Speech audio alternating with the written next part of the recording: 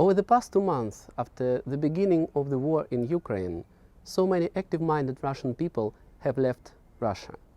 They are now in Georgia, Armenia, Turkey, because they can't agree with the war. Yes, in fact, this outcome, this exodus of the intelligentsia began much earlier. The reason is the persecution of descendants and gloomy atmosphere in my country. I am Dmitry A. Makarov. Let's go. Now I am in the old cemetery in Nice, next to grave of Alexander Herzen. The fate of this great man, a great immigrant, who was one of the most influential European publicists of the 19th century, recalls everything that is happening now in Europe. Herzen left Russia on the eve of a series of European revolutions of 1848. It was called the Springtime of Nations. He believed that there was a chance for Europe and a chance for Russia.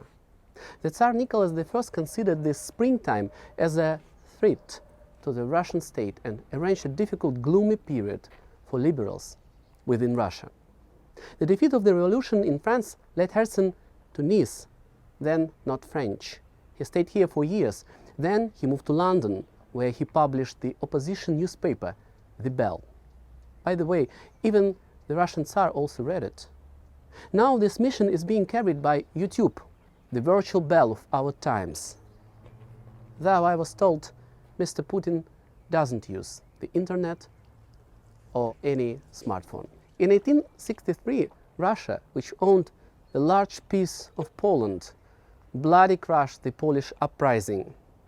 Herzen sided with the Poles, which was perceived in Russia as a betrayal of nation. And his credibility, as well as the circulation of his newspaper, has fallen. Herzen died in Paris, but later his remains were transferred here, to Nice. Why? Here in Nice, Herzen came through the terrible personal dramas. Here, his first wife died in childbirth. Here he was waiting for and didn't manage to meet the ship with his mother and deaf son. They died in a shipwreck. Here, his children from a second civil marriage died too. According to his will, he was buried here, where he suffered so much and was full of hope for the future of his motherland, which he never, never, never saw again.